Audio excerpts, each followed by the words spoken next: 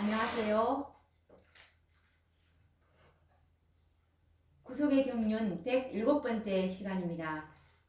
오늘도 우리가 어제에 이어서 요한계시록 17장을 이어서 연구를 해보도록 하겠습니다. 오늘은 요한계시록 17장에 보시면 이 엄녀와 붉은 짐승, 열왕이라는 이 세 존재가 언급되어 있는데, 이 세 존재인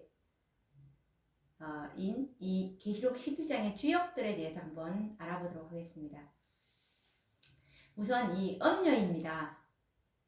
이 엄녀는 누구를 가리키는지 우리가 성경과 마지막 선지자인 화이 선지자의 그 예언의 신, 그분이 쓰신 증언의 말씀을 뒷받침으로 해서 이 엄녀가 누구인지를 연구를 해보도록 하겠습니다. 우선 요한계시록 17장 1절에 보시면 이리 오라 많은 물 위에 앉은 큰 엄녀의 받을 심판을 내게 보이리라 라고 말씀을 하고 계시는데요. 이 엄녀는 땅의 임금, 즉 열왕들이죠. 이 땅의 임금을 다스리는 큰 성 바벨론이라고 말하고 있고, 또 이 엄녀를 엄녀들의 엄이라고 말하고 있습니다. 이 성경에는 순결한 여인을 하나님의 교회로 상징하고 있죠. 그런 반면에 엄녀란 배도함으로 타락한 교회를 상징하고 있습니다. 그래서 이 계시록 17장에 언급되고 있는 엄녀는 배도한 교회인 법왕권을 상징하고 있음이 확실합니다. 그리고 또 큰 성 바벨론이라고도 이 엄녀는 불리워지는데요. 이것에 관련된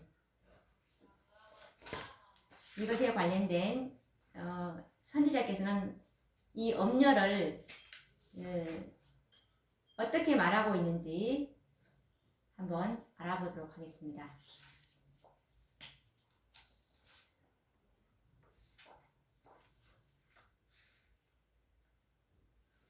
각 시대의 대쟁투 382페이지를 한번 보시면, 각 시대의 대쟁투 382페이지를 한번 펴보도록 하겠습니다.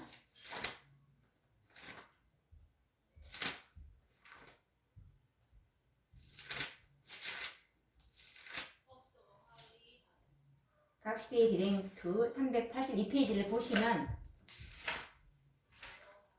요한계시록 17장의 여자 바벨론은 다음과 같이 묘사되어 있다. 그 여자는 자줏빛과 붉은빛 옷을 입고 금과 보석과 진주로 꾸미고 손에 금잔을 가졌는데 그 이마에 이름이 기록되었으니 비밀이라 큰 바벨론이라 땅의 엄녀들과 가정한 것들의 엄이라. 그리스도교국의 모든 왕들에 대하여 여러 세기 동안 전제적 세력을 휘둘러 온 세력은 로마이다. 또한 성도들의 피에 취한지라 라고 기록되어 있는데, 그리스도교를 매우 잔혹하게 박해한 로마 법왕권 이외에는 그런 세력으로 인정받을 만한 세력이 없다라고 이 선지자께서, 화이 선지자께서 이렇게 정확하게 이 엄녀가 누구인지를 설명해 주셨습니다. 이 엄녀는 로마 법왕권으로 말씀을 하고 계시는데요. 그러면 이 요한계시록 17장의 또 다른 주역인 이 붉은 짐승, 이 붉은 짐승은 누구를 말하는지 한번 또 우리가 연구를 해보도록 하겠습니다. 요한계시록 17장 3절 말씀에 보시면 내가 보니 여자가 붉은빛 짐승을 탔는데 그 짐승의 몸에 참남된 이름들이 가득하고 7 머리와 10 뿔이 있으며 라고 지금 이 엄녀가 붉은빛 짐승을 타고 있고 그리고 이 붉은빛 짐승의 몸에 아주 참남된 이름들이 가득합니다. 그리고 이 붉은빛 짐승은 7 머리와 또 10 뿔이 있음을 묘사하고 있는데요. 이 붉은 짐승은 요한계시록 12장 3절과 4절에서 이 붉은 짐승과 비슷한 짐승에 대해서 우리가 언급하고 있는 것을 발견할 수가 있습니다. 그러면 이 요한계시록 12장 3절과 4절과 9절 말씀을 찾아서 한번 읽어보도록 하겠습니다. 하늘에 또 다른 이적이 보이니 보라, 한 큰 붉은 용이 있어 머리가 7이요 뿔이 10이라. 그 여러 머리에 7 면류관이 있는데 그 꼬리가 하늘 별 3분의 1을 끌어다가 땅에 던지더라. 용이 해산하려는 여자 앞에서 그가 해산하면 그 아이를 삼키고자 하더니 큰 용이 내어 쫓기니 옛뱀 곧 마귀라고도 하고 사단이라고도 하는 온 천하를 꿰는 자라. 땅으로 내어 쫓기니 그의 사자들도 저와 함께 내어 쫓기니라 라고 지금 요한계시록 12장에 이렇게 언급이 되어 있는데 이 계시록에는 두 붉은 짐승이 소개되고 있습니다. 계시록 12장과 17장에 언급하고 있는데요.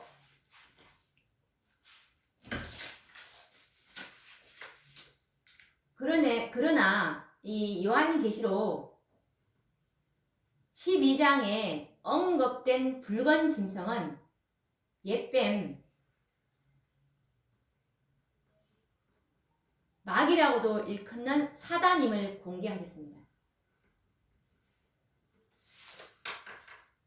그러나 이 17장에 언급된 붉은 짐승은 그 존재를 성경에서는 공개하지 않고 있는데요. 이 붉은 짐승에 대해서는 반드시 우리가 연구되어 나타나야 할 존재이고 또 공개되어야 할 짐승이지만 잠시 우리가 이 붉은 짐승에 대해서는 잠시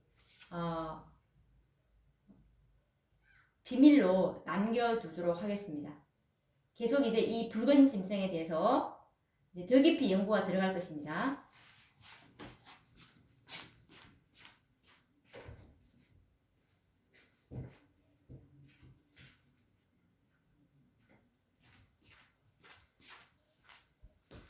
이 두 붉은 짐승에 대한 비교를 잠깐 해보자면 요한계시록 12장 3절에 보시면 붉은 용이라고 나와 있습니다. 붉은 용. 그런데 계시록 17장 3절에 보시면 붉은 용이 아니고 붉은 짐승이라고 이렇게 나와 있죠. 그리고 계시록 12장 3절에 보시면 이 붉은 용은 머리가 7이고 뿔이 10이라고 나와 있고 그리고 계시록 17장에 3절에 나와 있는 이 붉은 짐승은 마찬가지로 머리가 7이고 10뿔이라고 나와 있습니다. 너무나 비슷하죠. 자, 그래서 우리가 이 계시록 12장에 있는 이 붉은 용은 분명히 이 존재가 사단이라는 것을 우리가 분명히 알 수가 있어요. 왜냐하면 계시록 12장 3절, 4절, 9절에 보시면 이 한 큰 붉은 용이 이 사단이라고 정확하게 옛뱀, 큰 용, 마귀, 사단 이렇게 분명하게 밝혀 놓으셨어요. 그런데 계시록 17장 3절에 있는 이 붉은 짐승에 대해서는 정확하게 말씀을 하고 있지 않지만 우리가 연구를 해보면 이제 이 붉은 짐승이 누구인지를 분명히 이제 밝혀내게 될 것입니다. 그러면 또 이 세 번째 계시록 17장에 있는 세 번째 주역은 열불, 열국이죠. 이 열불과 열국은 누구인지 잠깐 또 알아보도록 하겠습니다. 계시록 17장 12절에 보시면 내가 보던 열불은 열왕이니 아직 나라를 얻지 못하였으나 다만 짐승으로 더불어 임금처럼 권세를 일시 동안 받으리라 라고 말씀하고 있습니다. 여기서 이 성경 말씀만 이렇게 보면은 열불은 열왕이라고 나와 있죠. 그래서 일반적으로 이게 열국이라는 말은 이 세상 모든 나라를 이제 통칭해서 하는 말인데요. 여기에 언급된 열국은 미국과 법왕권 세력을 제외한 모든 나라를 표현하는 말이라고 우리는 보아야 할 것입니다. 왜냐하면 요한계시록 17장에는 이 엄녀인 법왕권 세력과 열국을 따로 이렇게 구분하고 있기 때문입니다. 그래서 열불은 열왕이고 계시록 17장 12절에 보시면 아직 나라를 얻지 못하였다고 기록하고 있습니다. 그렇지만 짐승으로 더불어 잠시 임금처럼 권세를 받을 것이라고 말씀하고 있는데요. 이 최후의 전쟁 7장 때 있을 여섯째 재앙 때 있을 이 아마겟돈 이 전쟁에서 이 세상 열국들이 북방왕인 이 법왕권과 그 동맹국들과 싸워서 이제 승리를 하고 잠시 동안 붉은 짐승과 함께 이제 큰 권세를 가지게 될 것인데 이 마지막 때 열국들은 자기의 권세를 붉은 짐승에게 주게 될 것이라고 성경은 기록하고 있습니다.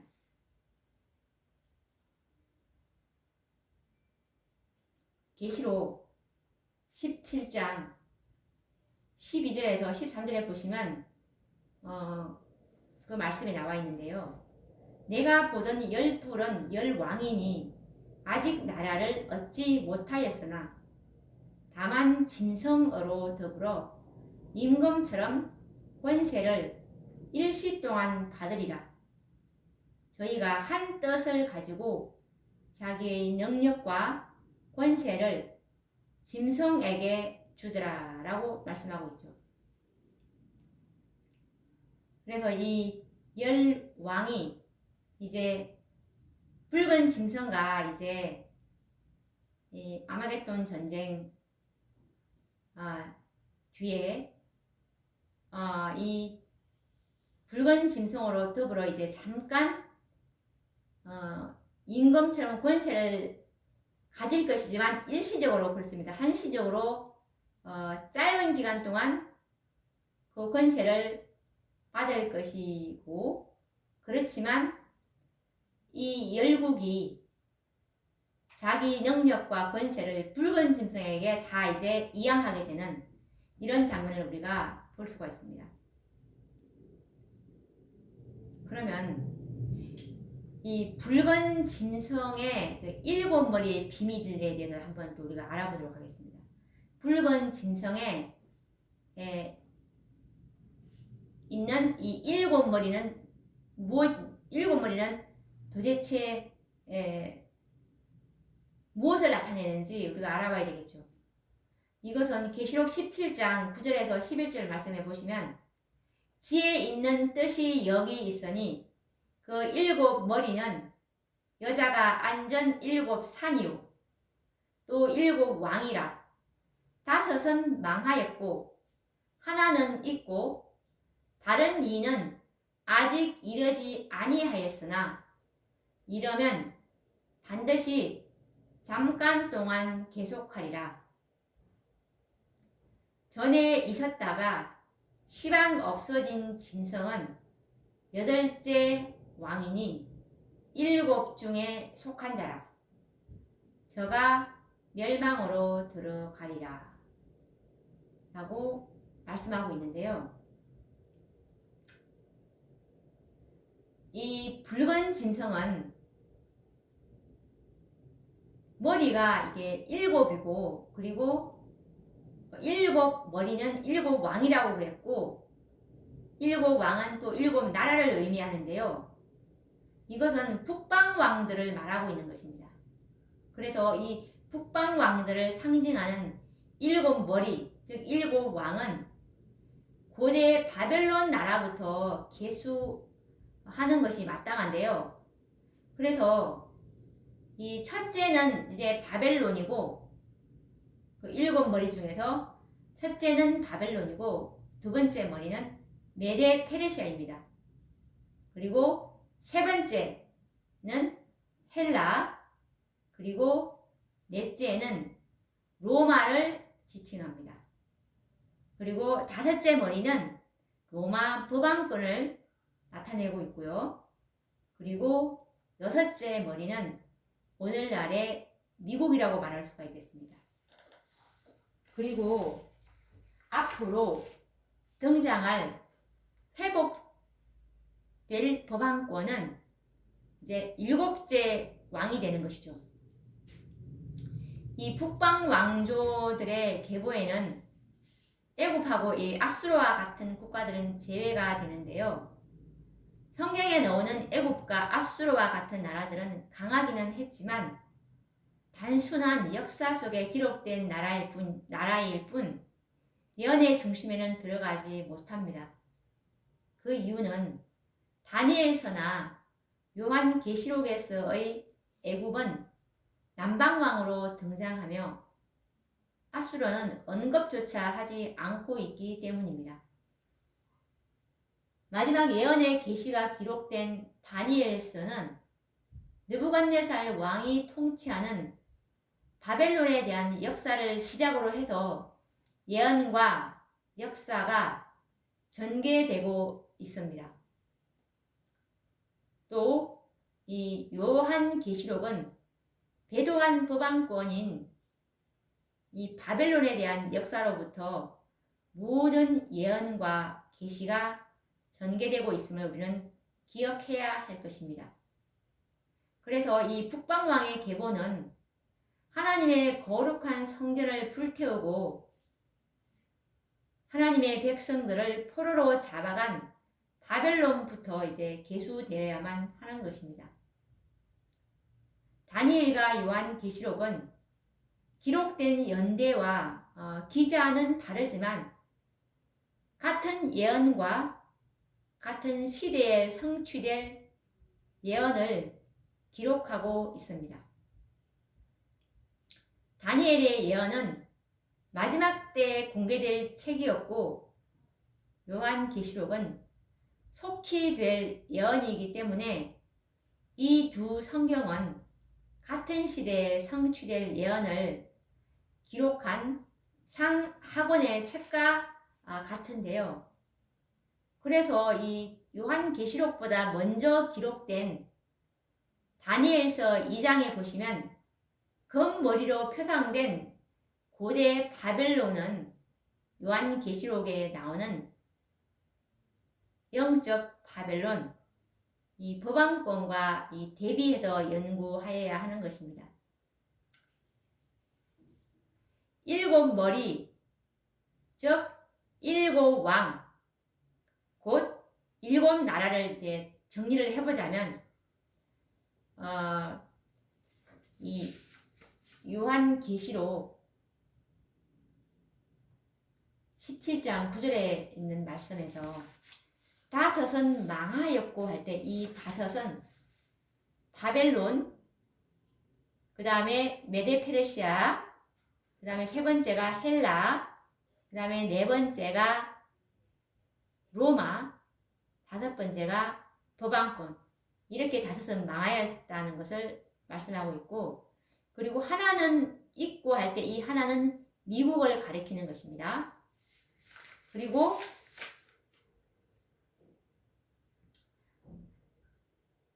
이 일곱째 머리는 회복될 법왕권을 말하는 것입니다. 회복될 법왕권.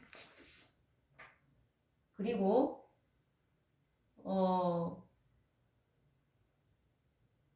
시방 없어진 짐승.